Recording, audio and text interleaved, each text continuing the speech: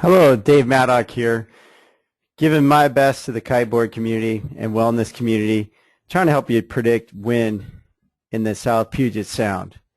So I'm by no means a meteorology expert, but I've been spending the last year and a half trying to figure out when it's going to blow, where it's going to blow. For me, it's really important. I've got two kids, wife, and so if I say I'm going kiteboarding, it counts as a day kiteboarding whether the wind blows or not. So the wind better be good when I get to go because it's not all that often.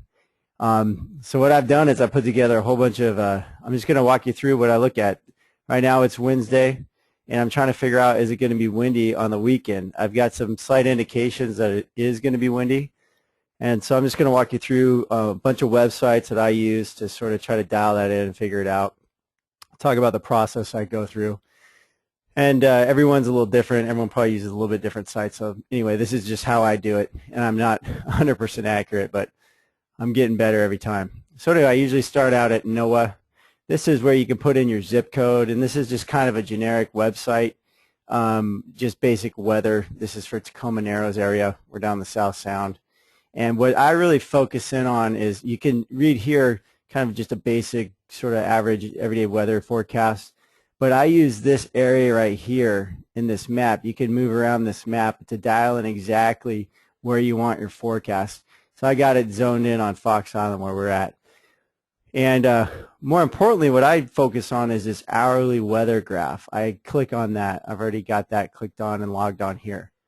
Love this graph. I've actually gone in and I've put all the different kite spots. I've clicked on them where the kite spots are, and I've put them in my favorites. So if you look over my favorites, you'll see Belfair, Damon Point, Fort Flagler, all these different spots where I can just, boom, jump right to this site. And what this does, it shows you the day. You can map the temperature and precipitation likelihood, but I'm obviously focusing in on the wind. And so you can see Wednesday, here you go. There's not going to be any wind Wednesday. Thursday, actually this is Wednesday night. This is a little bit off. And then Thursday, and then what you do is you can go forward 2 days, or you can tell it where you want it to start at exactly. So here we go. Saturday, not much wind, but something maybe, and then Sunday, that's looking kind of good. So I'm usually just going right to this one site right here and looking at the wind, what's happening. This just gives you a general idea. NOAA telling me it's going to be windy 4 days out, that's not 100% accurate. It changes. This wind, it says it's starting at 11. It might start earlier, might start later, might be higher, might be lower. It's just too far out to know for sure. So I'm definitely not going to make solid plans. I tell my wife I'm going kiteboarding Sunday for sure. But when I see something like this, I'm going to kind of be thinking about it, maybe angling for some kiteboarding. And then I also I definitely always like to check out what's happening on the coast. So this is out at Klein. And so here we got Friday, because the coast is typically on, this is fall time, right? Systems are going to be coming through there, and they should definitely be a lot stronger on the coast. And then, we might end up going kiting at the coast. So here, this is kind of interesting. On Sunday at the coast, it says it's going to be southeast 14. And that's kind of weird because I was, this morning, it said it was going to be southwest 20 at the coast. So now I'm not as excited as I was earlier today. Earlier today, I was like, Sunday for sure, I'll be going kiting at the coast. It's going to be 20, 10 meter, awesome. Now it's changed to southeast 14. What's up with that? So that leads me to, I'm going to throw this in. If you're going to go to the coast, this is a website called, if you Google westportcam.com, it's got just a ton of surfing information. It's got all the webcams at Westport. It's got all the it's got the actual wind right now, and then all the swell forecasts and a whole bunch of wave models. This website's got a bunch of included stuff which my web browser doesn't like. But if you dial it in, spend the time, you'll have all these different wave models. So this is a great website for forecasting surf. Oh, there's a kiteboarder there. So anyway, that's kind of an aside. If you're going on the coast, that's a great website to check. But generally, if I'm just trying to figure out the South Sound forecast, I still take a look at what's going on at the coast because that kind of gives me some indication of what's going on here. But this is a website you really want to check out. It's called the Detailed Forecast. I'm going to put all these links on my site. But when you're on the hourly forecast here, if you just go down there and click on the forecast discussion, it's actually, I'm sorry, it's the discussion. You're going to get to this site. And this is what I basically read every single morning pretty much. And you get an idea how the forecast changes because they'll say, hey, something's happening. It might happen, and then the models change because the folks at NOAA are looking at like 3-4 different models, and they're coming together to find a forecast. But if you want to kind of get to the heart of it, you scoot down here to the bottom part where it says marine, and you can basically see the the gist of it. So this one says the Pacific westerlies will be cranking up over the next several days, and the models may bounce around much more. But a much more active weather pattern is likely to begin. So that's what I like to hear, cranking up weather systems. But if you actually were to read through this, you'll get an idea that NOAA is not super certain about this forecast. It says a weak front will move through the waters late Friday. So weak front, you might be able to kite some places, but that's not like, looking really good. And then stronger front, that's what we like to hear, will follow on Sunday. The timing of the fronts is still up in the air. So what that's telling you right there is the last hourly forecast we were just looking at. They're not exactly sure when that wind's going to hit or how hard. There's a lot of uncertainty in this forecast. So I'm not quite having that conversation with my wife saying, hey, I'm going kiting Sunday because, maybe it might be Sunday night, might be Sunday morning, might not kick in until Monday. So right now, this is Wednesday night. Still a little bit early, but it's good to keep an eye on these forecasts and listen to their tone change and how they'll start off thinking, oh, it's going to be windy or a big storm's coming, and then you'll hear they'll back off on it, or they'll ramp up their comments on different weather systems. So this is a really good one, the forecast detailed discussion to take a look at. Another good tool I like to look at is the, after I read about the discussion, you can get a visual on it by looking at the satellite pictures. So this is a kind of real wide angle satellite. Here we are in Washington. And, this is kind of like, it's kind of fun. Wow, look at, there's some stuff happening out here. Is this going to come and blast us? This gives you kind of a sort of a visual of what they're talking about in those long-range forecasts. The next one, this is a closer up satellite image. This one's a lot more useful like a day before or the day of even. You can kind of really see what's happening. So right now it's basically sunny outside, or it's dark right now, but it was sunny today. There's big high pressure, not much happening. But you see, wow, there's some stuff coming. This is probably that weak front they're talking about coming on Friday maybe.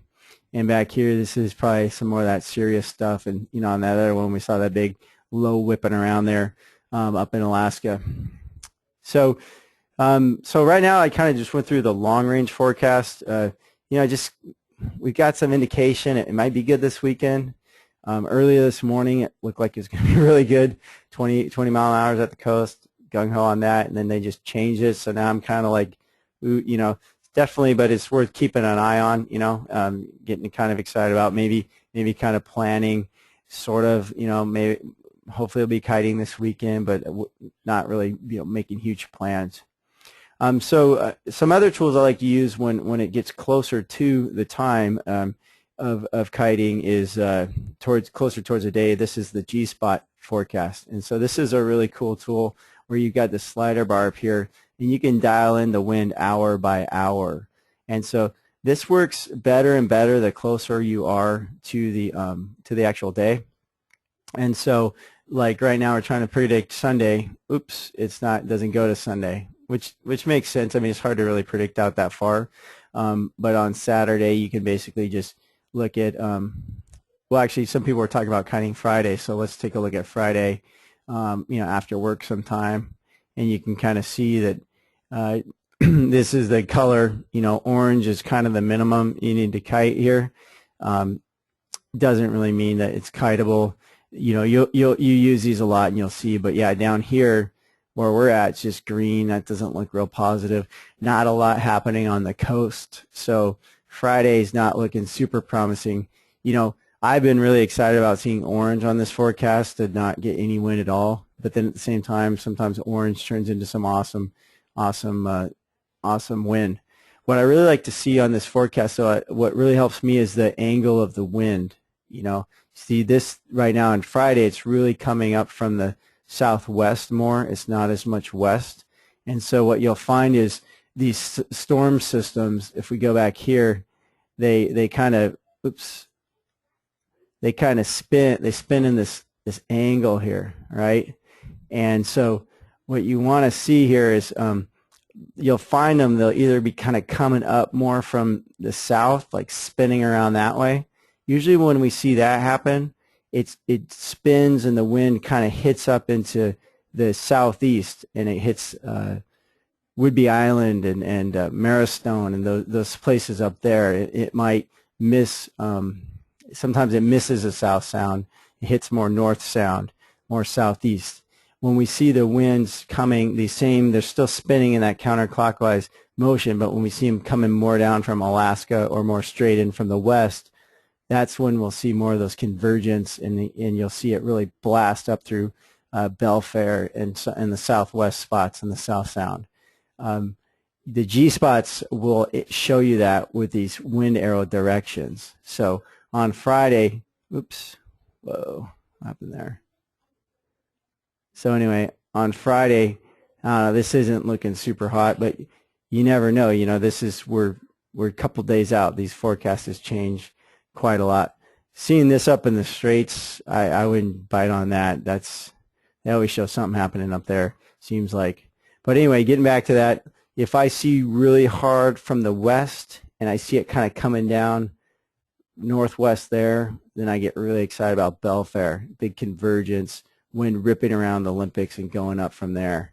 If I see really from the south, you know, or even southeast, then I'm thinking more, you know, that's kind of the Double Bluff situation, up here the Marrowstone situation, and so forth. Okay, moving on. So this is the day of, where are we at here? The day of, so you wake up in the morning, okay, where are we going to kite today? This is the one called Sail Flow. There's quite a few different websites like this, and you see there's no wind right now. But these are all the different wind meters that are going to show what's actually happening at real time on the wind, and you can click anywhere and see the forecast. So this is Belfair, Bremerton, down here, Hoodsport, Shelton. So yeah, and you just all different areas here. You can see the different forecasts. So this is real. You know, this is an app you have on your phone. So when you want to see, hey, is it windy one place or another? You know, should I go to the coast? It also helps to know, like, if you're hoping, if it's not windy in the Sound now and you're hoping it's going to get windy, you know, if it's just blasting over on the coast, that's a good sign. If it's like weak on the coast, you know, then you're kind of hoping it's going to, you know, it just shows like the weather system's probably not as strong as you wish it would be. And there's always abnormalities, like, I don't know, you'll see like this one's 10 at Des Moines, like really, or Point Robinson. So anyway, this is real useful. There's another one I use on my phone. They're all similar. There's a bunch of wind sensors. Wind on water is the other one I use a lot. This is also cool because a lot of times they have tides, so you can check the tides on this website, get wind graphs, and you also do the forecast. So you can check the forecast here. You can check on NOAA. You can check on G-Spot. And it helps to do multiple forecasts, and you really want to just see them all line up saying the same thing. Okay, and then this is one of the last sites that I'm not really good at, but this is one that shows the pressure gradients, okay? And so I'm not good enough to really talk about exactly how these work, but there's some good websites here. This one for Northwest Kite, Northwest windsurfing website, and on here, and there's been some discussion about this. It has all these different locations. This one's talking about Purdy, and on these ones say Purdy will blow if there's 2 millibars or greater westerly gradient between Bremerton and at least 2 of the following. So there's this website's really good. There's other information out there where they'll really dial in the pressure readings, and then you can use this website, and it actually has the pressure differentials to see between them. So this also is a near-term forecasting tool. You do use like the day of, or kind of maybe early morning, and see what's going to happen that day. Okay, and then what's next? So let's say you've got it all dialed in. You're pretty certain that it's going to be windy tomorrow. Then what you do, you go to PS Kite. You say, hey, buddies, I'm going kite surfing. Meet me out at Belfair. You get on the text, try to hook up a ride with your buddies, and then what's the final thing you do once you got it all figured out? you type the email to the mother-in-law. Hey, mother-in-law, kids have been asking all week to see you. Are you free Sunday? Would you like to see them? I'll drop them off around 8. Once you get that locked in, you got the babysitter going on. There goes the email to the wife. You guys can cut and paste this. Hey, babe, love you. Why don't you go to the spa for Sunday? Don't worry about the kids. I'm going to be kiteboarding. Anyway, hope this information's helpful. Definitely comment. I'm always looking to learn new tricks. I'm definitely don't know everything in this realm. But I hope you guys enjoyed. Hope you learned something. I'll post all the links up on the YouTube at the bottom. Thanks for watching.